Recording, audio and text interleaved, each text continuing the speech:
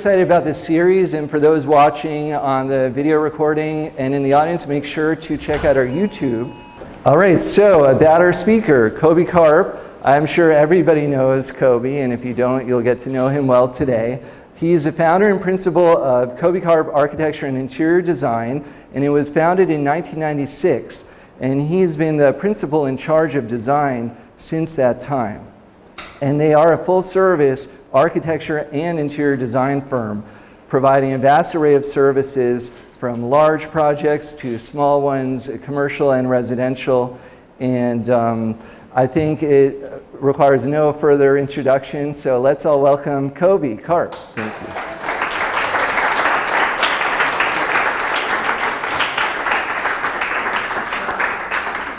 Thank you. Good to see you. Okay. So my name is Kobi Karp, and I have been in Miami since 1988. I was born in 1962, and when I came here in 1988, I basically came to this crossroad here. Cleveland, there was across the street.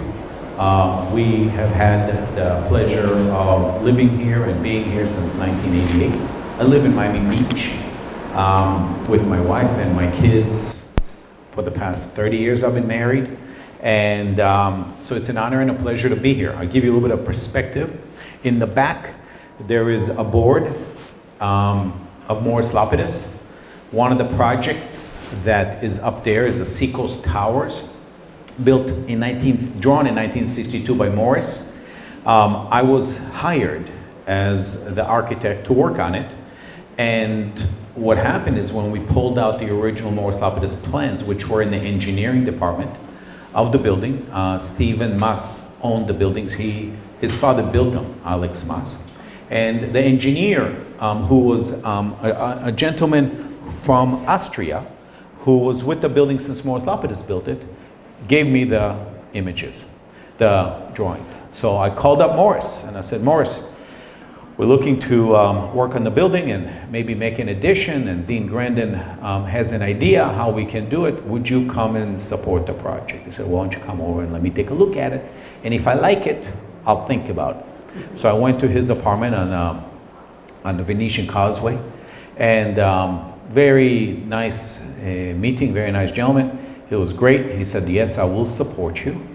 And he came to the CTO of Miami Beach Design Review Board back then on Seacoast Towers, 5151, and he supported us. And he said, I only ask of you of two things.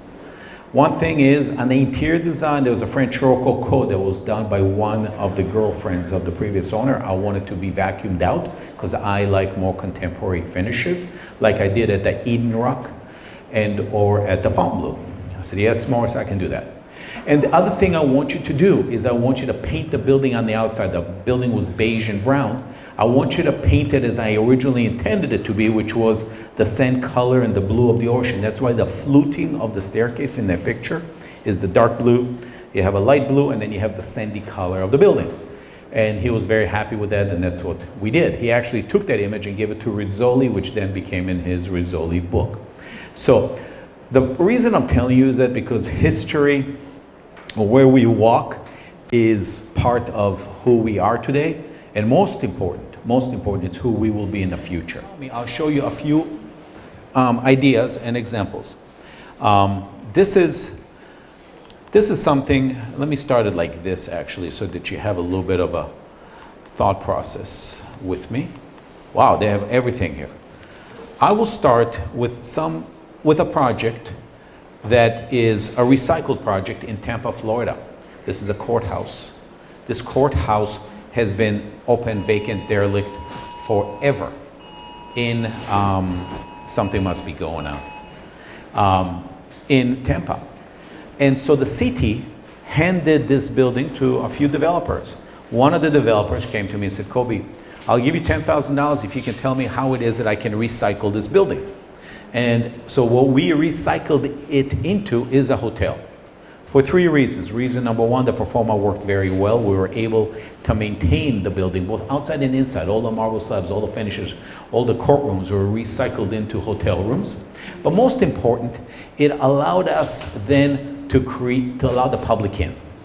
By making it into a hotel, the public can come in, have a cafecito, have a drink, they can see it, they can stay there, and it's open to the public. it became a La Meridian Hotel in Tampa. And if you go to Tampa, you can see the beautiful materials and the finishes. And what we did is we basically recycled this building and used it completely. Another example, closer to where we are right now, is the surf club. In 2012, the surf club decided that they want to move forward and sell it. Obviously, every developer was looking at it. A gentleman who bought the Capri, do you know the Capri on Lincoln Road? At the end of Lincoln Road, he bought the note.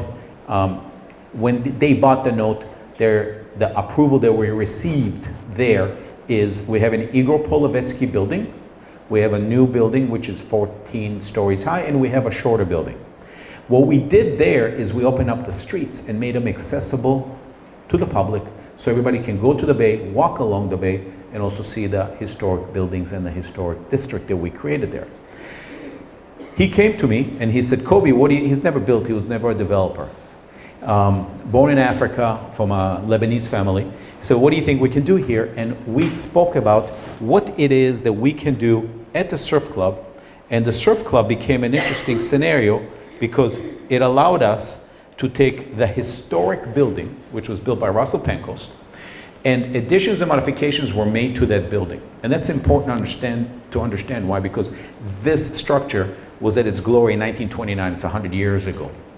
When there was, when you couldn't drink in the United States of America, what was it called? Prohibition. So when that club, the surf club, was where the folks who lived on Indian Creek, play golf on Indian Creek, go to the club on Thursday or Friday. It was only for white Protestant families. So if you're Catholic, no good. If you're black, Indian, Jewish, no good. But the club, the beach club was here, the surf club. And so what we did when we found the drawings by Russell Pancoast, we brought the building to the original condition. We removed all the additions and modifications, both inside and outside, that were added on in the 70s and 80s, and brought it back to its original glory.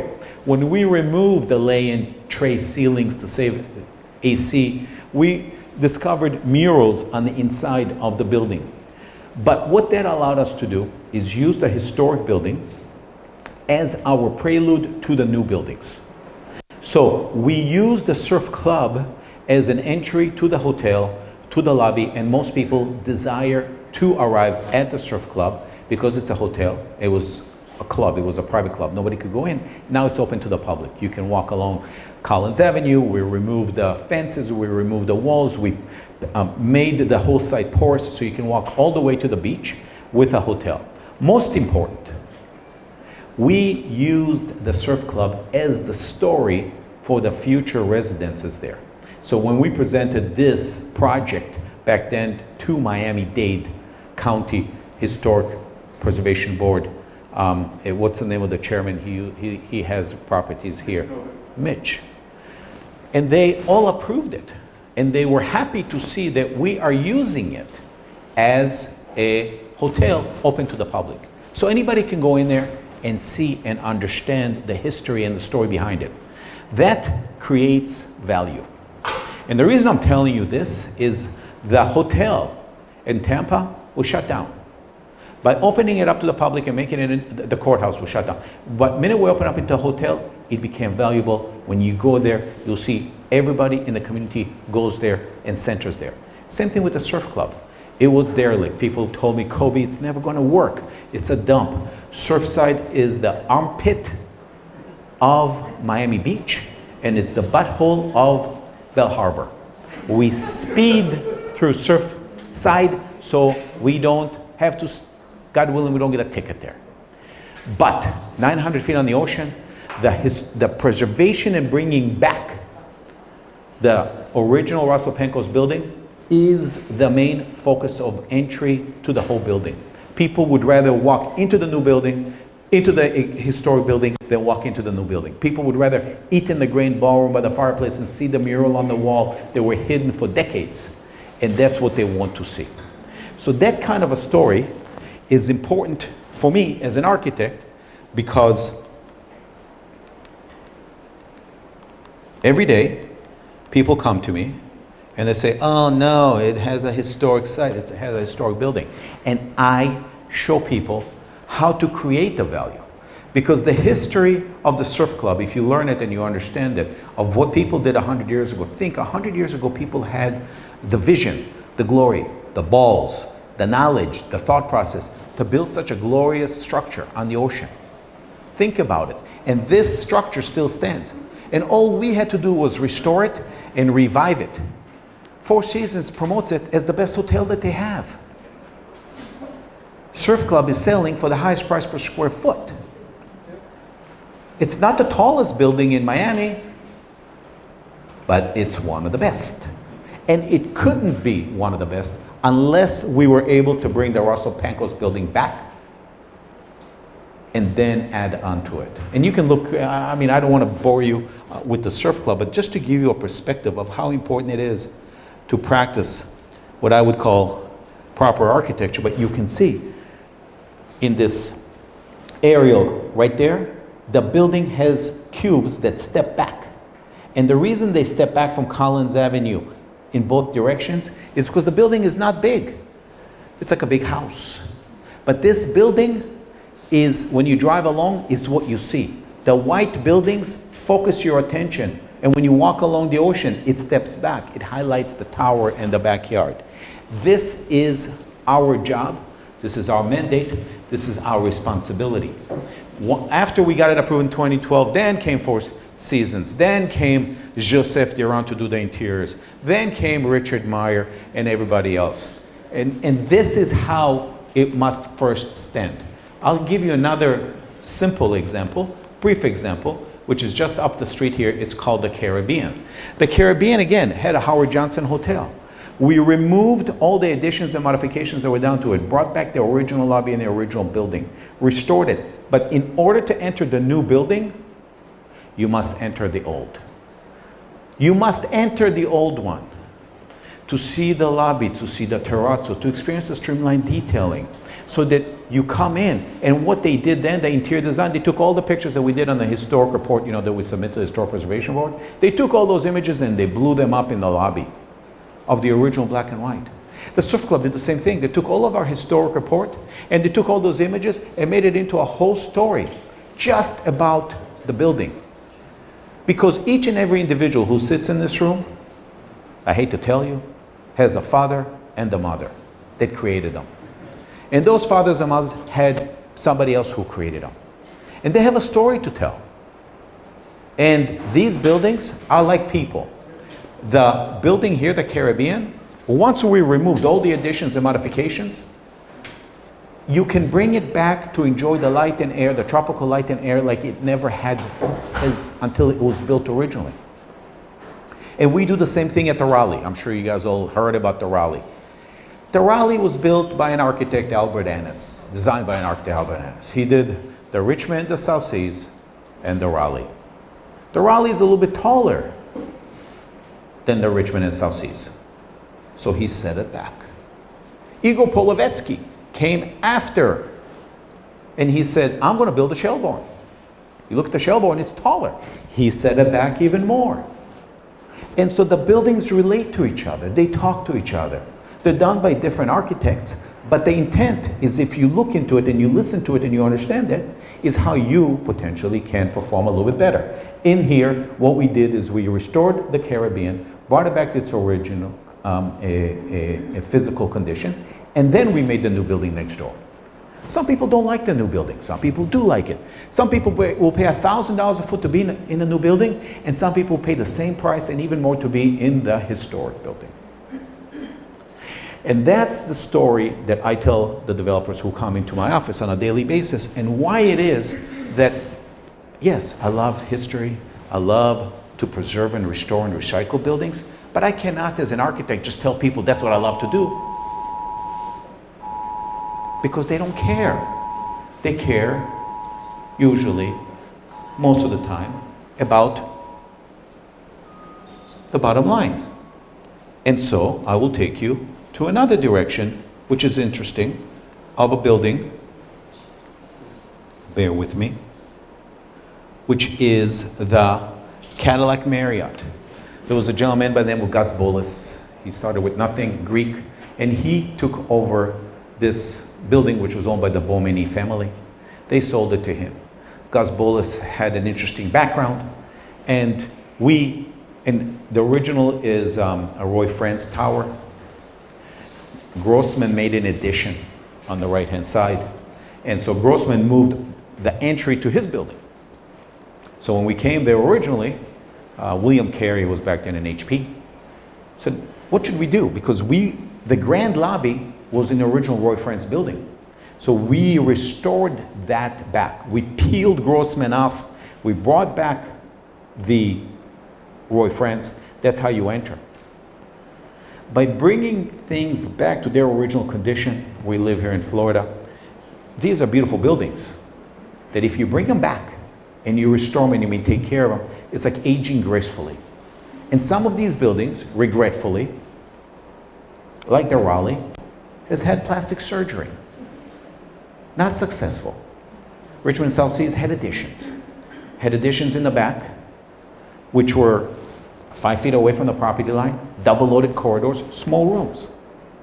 They devalue the light and air and sound, not only of the Richmond and the South Seas, but also the Marseille next door.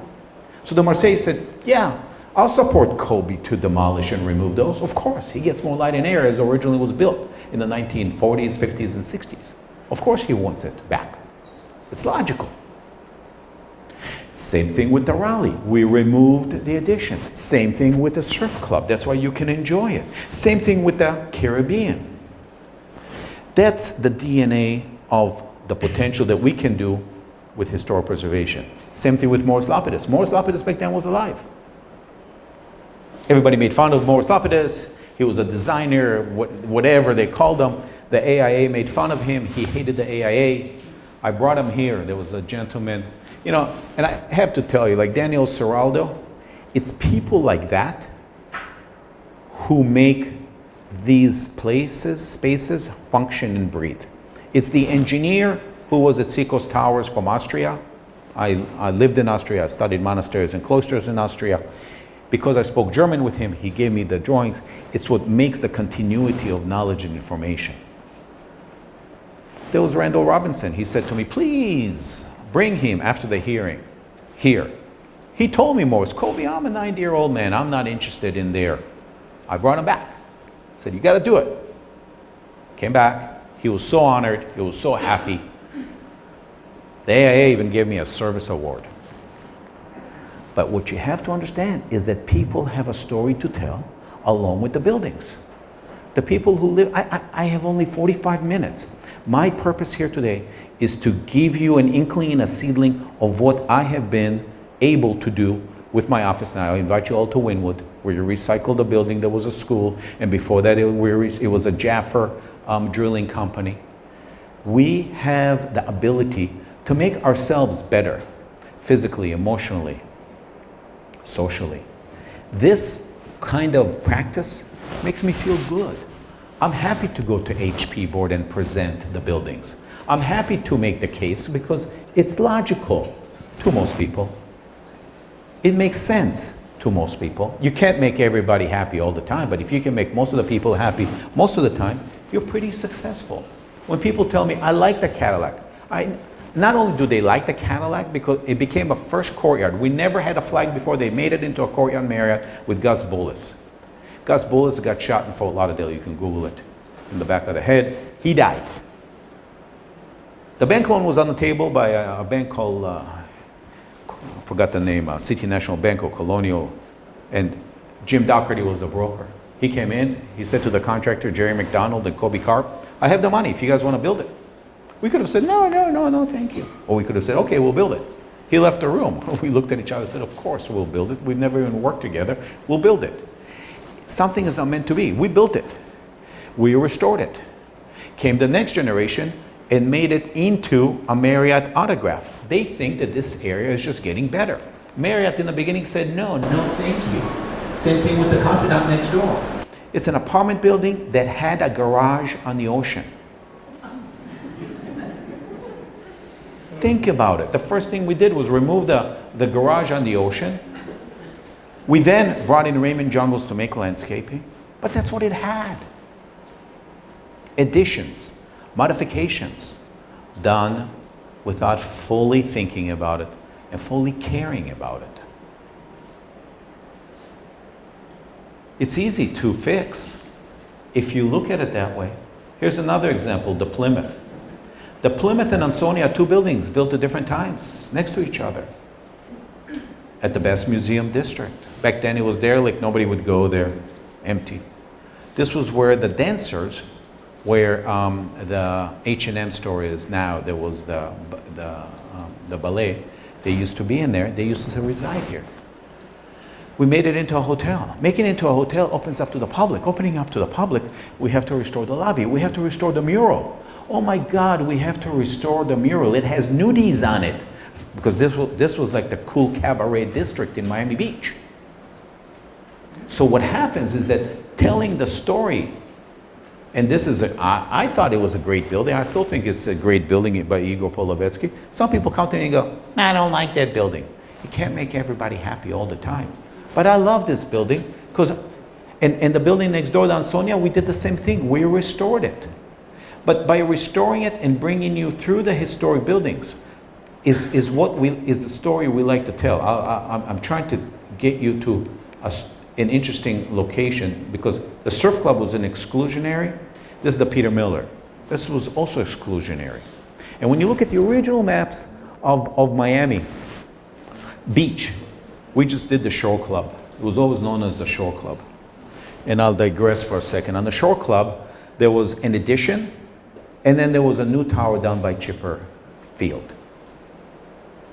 Same thing. The building has low ceilings, and it blocks the view and the light and the air of not only the Shore Club, but before the Shore Club, there was another building built. And that building was built on 19th Street. And so we said, wait, why don't we bring that building back? That's where the Nobu used to be. That is where the Italian restaurant used to be. People will look at it like it's the backside of Shore Club. Now, we are going to bring it back. It was called the Cromwell. When you look at the original drawings of the city of Miami Beach, the Cromwell was built at the same time as, there it is, the Peter Miller. And they were exclusionary. But when you study in the history of who Cromwell was as an individual, as a politician, what we said here is, how can we improve this property? And there was a service quarter where the servants would live, mostly black, in a stable that was inside. And people would come every year since the 20s and they would stay at the Peter Miller. So when I met with the HP staff and the HP members, they said, why don't you demolish the structure that is not just a service area, which is derelict and run down, and build there your new addition and restore the original Peter Miller. And that's what we did. So we took that opportunity and we took that story and again made it into a hotel open to the public. So we like to do hotels. We like to do hotels with residences that are combined together because anybody can then walk in. Whether it's a courthouse that can tell the story of Noriega, how he was apprehended, whether it is the people at the surf club and the great ballroom that they had in the dances, Winston Churchill painting by the water, all of those stories need to come back to life. So people like Daniel, people like him, for me, are critical because they are my vehicle to present to the public what it is that we can do to these buildings. Because otherwise, you end up with restoration and preservation that is not relative to anything. When I came on the Raleigh, Michael Jvo walked on there and he said, Kobi, I don't understand. So many people have owned it before. Nobody has been successful. What should I do? I said, well, what do you think you should do, Michael? And he said, well, the properties next door, the Richmond and South Seas, are pieces of shit. Look at them. They're 10 feet away from each other, window to window. They're like barracks, 75 feet high. I said, Michael, that's the issue. If you buy those properties, then we can demolish what was built incorrectly, restore the original intent, and build another structure freestanding in the tropical garden.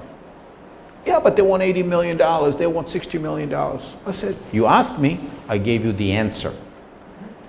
He goes, did you give the same answer to the people before me? I said, yes.